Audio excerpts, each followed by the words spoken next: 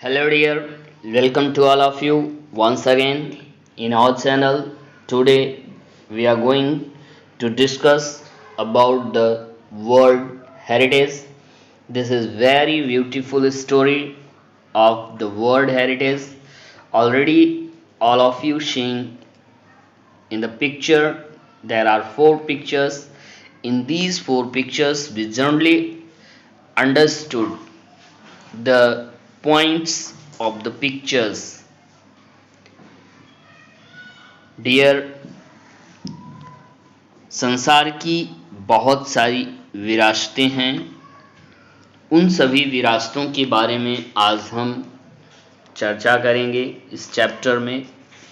जैसा कि आप चारों पिक्चर में देख रहे हो, आज ये सब एक हिस्टोरिकल प्लेस हैं जो कि एक विरासत के रूप में स्वीकार किए गए हैं पूरे विश्व में। आज हम उसी के बारे में यहाँ पे चर्चा करने का प्रयास करेंगे। तो चलिए देखते हैं वर्ल्ड हेरिटेज की स्टार्टिंग क्या, कैसे, कौन सा पॉइंट है वो बताया जा रहा है।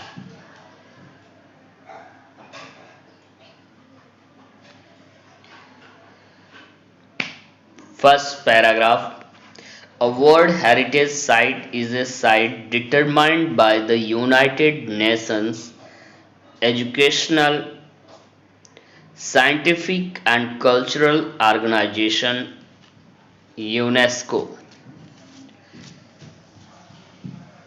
to have significant cultural or natural importance to humanity। जैसा कि आप यहाँ पे देख रहे हो, पहले पैराग्राफ में बताया जा रहा है ए वर्ल्ड हेरिटेज, विश्व विरासत जो है, is a site, site is a site. Site यहाँ पे दो वर्ड हैं, एक साइट प्लेस का नाम है, वर्ल्ड हेरिटेज साइट जहाँ पे विश्व विरासत पाया जाता है, और दूसरा दृश्य से है। Determined by the United Nations, जिसको कि डिटरमाइन किया जाता है United Nations Educational, Scientific and Cultural Organization के रूप में जाना जाता है, जिसको कि शॉर्टकट नेम में हम यूनेस्को कहते हैं। Okay, to have significant cultural और नेचुरल इम्पोर्टेंस, जिसके की अंतर्गत हम कल्चरल और नेचुरल महत्वता को समझने का प्रयास करते हैं। टू ह्यूमैनिटी, मानवता को बताते हैं, यानी मानव समाज को हम कल्चरल और नेचुरल इम्पोर्टेंस को अवगत कराते हैं। As such the sites are protected and maintained by the international world heritage. As such, जैसे कि द साइट्स आर, वो दृश्य जो है, protected and determined and maintained by, उसको सुरक्षित, उस प्लेस को सुरक्षित किया जाता है, एंड मेंटेन, और व्यवस्थित किया जाता है किसके द्वारा? By international world heritage program, अंतरराष्ट्रीय विश्व प्रोग्राम के द्वारा, which is administered by the UNESCO, जिसका की एडमिनिस्ट्रेशन, प्रशासनिक पावर यूनेस्को को दिया गया है। वर्ल्ड हेरिटेज कमेटी, यानी यूनेस्को ने एक वर्ल्ड हेरिटेज विश्व विरासत संगठन का निर्माण किया है, कमेटी का, वह उसकी देखरेख करता है। Because world heritage sites are places that are significant culturally and naturally, क्योंकि वह संसार जो है, विश्व विरासत का वह प्लेस जो है, आर प्लेसेस, वह स्थान जो है, दैट आर सिग्निफिकेंट, जो कि महत्व रखते हैं, कल्चरली एंड नेचुरली, यानी कल्चरली तौर पर और प्राकृतिक तौर पर, सांस्कृतिक और प्राकृतिक दोनों स्थितियों में। They vary in type but include forest, they vary in type, वे विभिन्न प्रकार के हैं, अर्थात उनमें विभिन्न प्रकार का बदलाव होता है, और जो इसमें कि जुड़े हुए हैं, इंक्लूड हैं, संबंधित हैं, फॉरेस्ट है, जंगल, लेक्स, झील, मोनूमेंट्स, बिल्डिंग्स एंड साइट्स, ये सब चीज़ें किसमें? विश्व विरासत में जुड़ी हुई होती है। अर्थात ये सारी की सारी चीजें विश्व विरासत के अंतर्गत आती हैं। नेक्स्ट पैराग्राफ में हम देखते हैं, world heritage site can also be combination of both cultural and natural areas. जो विश्व विरासत की दृश्य है, प्लेसेस हैं, वो सांस्कृतिक और प्राकृतिक क्षेत्रों से मिला जुला होता है। फॉर एग्जाम्पल, उदाहरण के लिए, mount Huangshan in China is a site with significance to human culture. Huangshan जो कि चाइना का एक प्लेस है, वह ह्यूमन कल्चर से जुड़ा हुआ है, because it played a role in historical Chinese, क्योंकि यह एक हिस्टोरिकल चाइनीज का रोल अदा करता है आर्ट एंड लिटरेचर, कला और साहित्य का। यानी चाइनीज ऐतिहासिक कला और साहित्य का समावेश उसमें नजर आता है। The mountain is also significant because of its physical landscape. जो पर्वत है वह महत्व रखता है क्योंकि यह इसका एक अपना भौतिक रुचि या प्राकृतिक छवि होती है, जिसको कि हम कहते हैं भौतिक रुचि, उसके अंतर्गत या भौतिक छवि पाई जाती है। Landscape characteristics means distinguishing features और क्वालिटीज, विभिन्न प्रकार के जो उसके गुण होते हैं, यानी भौतिक रूपों में। नेक्स्ट यहाँ पे आपको लर्न करना है history of world heritage sites, यानी जो विश्व विरासत है उसका इतिहास हम सबको अध्ययन करना है। क्या बताया जा रहा है? History of world heritage sites में, although the idea of protecting cultural and natural heritage sites around the world began in the early 20th century, ये जो विचार है कि कल्चरल और नेचुरल जो हेरिटेज साइट्स हैं उसकी सुरक्षा का प्रावधान संसार में लगभग 20वीं शताब्दी के प्रारंभ में शुरू हुआ। कब? 20वीं शताब्दी के प्रारंभ में।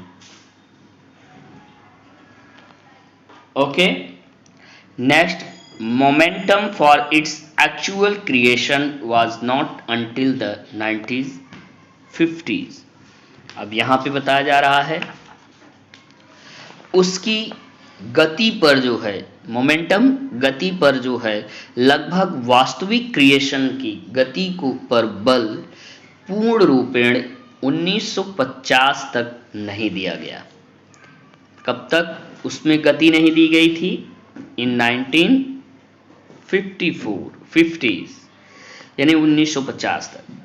इन 1954 में Egypt started plans to build the Aswan high dam to collect and control water from the Nile river. Egypt ने आस्वन हाई डैम के द्वारा नील रिवर के पानी को कंट्रोल करने का प्रावधान बनाया कि एक डैम का निर्माण किया जाए जिससे कि हम क्या करें, नील रिवर से पानी को कंट्रोल करें, नील रिवर के पानी को control. The initial plan for the dams construction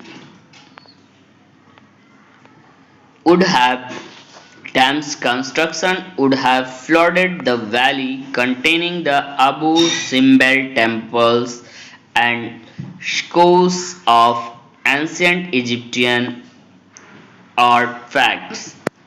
यहाँ पे बताया जा रहा है द इनिशियल प्लान, जो वास्तविक योजना बनाई गई डैम के निर्माण का, वह बाढ़ को रोकने के लिए और उस बाढ़ से पानी को कलेक्ट करके valley containing the Abu Simbel temples, जो कि वैली घाटी एक ऐसी घाटी है जो कहाँ पे, अबू सिम्बल टेम्पल्स में, and scores of ancient Egyptian artifacts, और उसके माध्यम से प्रचुर मात्रा में अत्यधिक रूप में प्राचीन कालीन इजिप्टियन जो कला है, जो मानव के द्वारा निर्मित किया गया है, उसको प्रोटेक्ट करने के लिए, टू प्रोटेक्ट द टेम्पल्स, उस मंदिर की सुरक्षा के लिए, एंड आर्टिफैक्ट्स, और मानव के द्वारा निर्मित कला की सुरक्षा के लिए इसका निर्माण किया गया।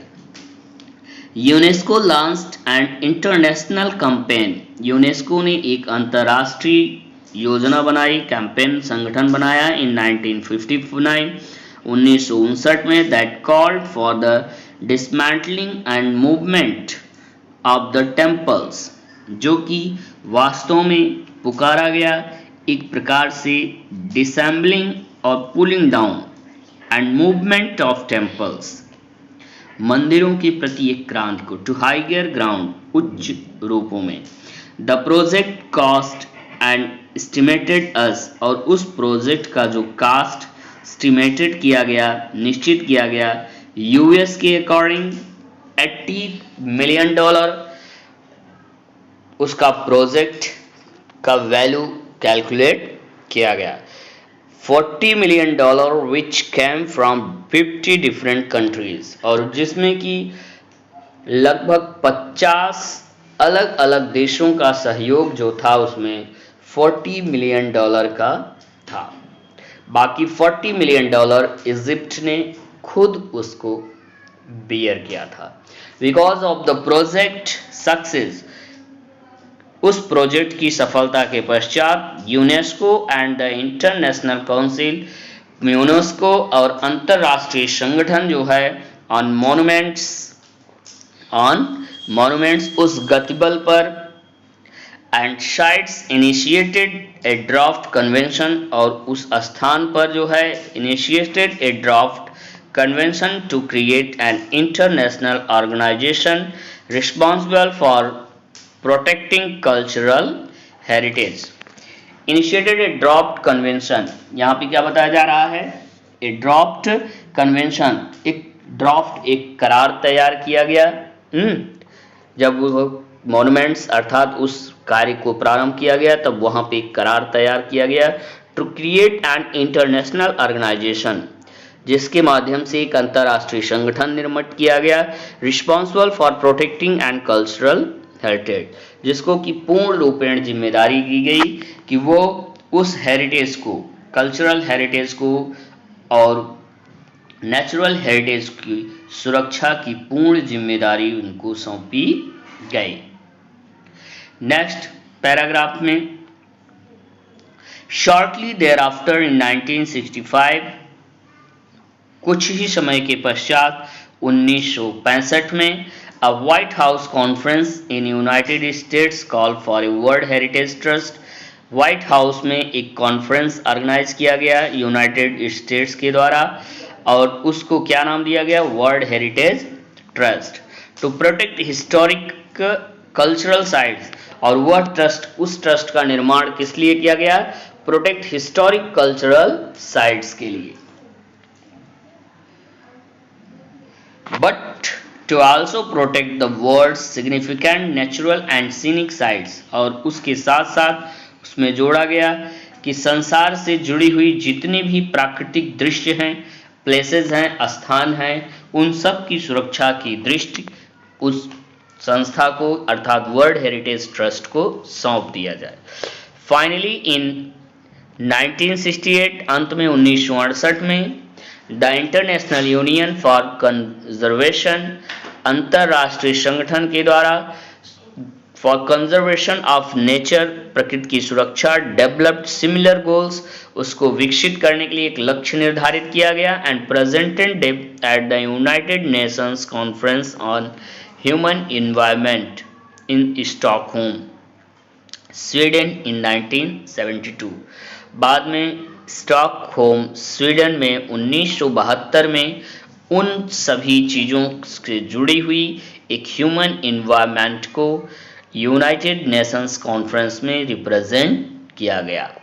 Following the presentation of these goals, इन सभी गोल्स के, इन सभी लक्ष्यों का जो प्रेजेंटेशन था, the convention concerning the protection, और जो कन्वेंशन था, जो करार था, वह सुरक्षा का करार था।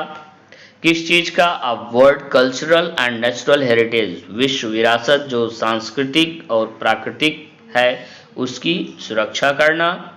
was adopted by, जिसको की स्वीकृति मिली या स्वीकार किया गया, UNESCO's general conference on November 16, UNESCO के द्वारा, और किसके माध्यम से? जनरल कॉन्फ्रेंस के माध्यम से ऑन नवंबर 16, 1972। और यह स्टार्टिंग कब हुआ? 16 नवंबर 1972 में। तो डियर, आपने यहाँ पे देखा कि किस तरह से वर्ल्ड हेरिटेज के साइट्स की शुरुआत की गई, जो कि कब शुरू हुआ और उसको पूर्ण भाव या पूर्ण प्लेस कब दिया गया। ओके, जैसे कि स्टार्टिंग में आपने देखा कि इसकी शुरुआत 1950 में हुई, लेकिन कंप्लीट रूप में 1954 में यह गति पकड़ा, और फाइनली जो है 1972 में एक संगठन के माध्यम से इसको कंप्लीटली प्रोटेक्ट किया गया। तो डियर, इस वीडियो में बस इतना ही। मिलते हैं नेक्स्ट वीडियो में अगले टॉपिक के साथ, द वर्ल्ड हेरिटेज कमेटी, इसी चैप्टर के अगले पॉइंट को बताएंगे। तो तब तक के लिए वीडियो को आप अगेन एंड अगेन देखिए और इतने पॉइंट्स को आप जानने का प्रयास करें। यह वीडियो हिंदी और इंग्लिश मीडियम, कहने का मतलब यह चैप्टर हिंदी और इंग्लिश मीडियम दोनों क्लासेस में आया हुआ है।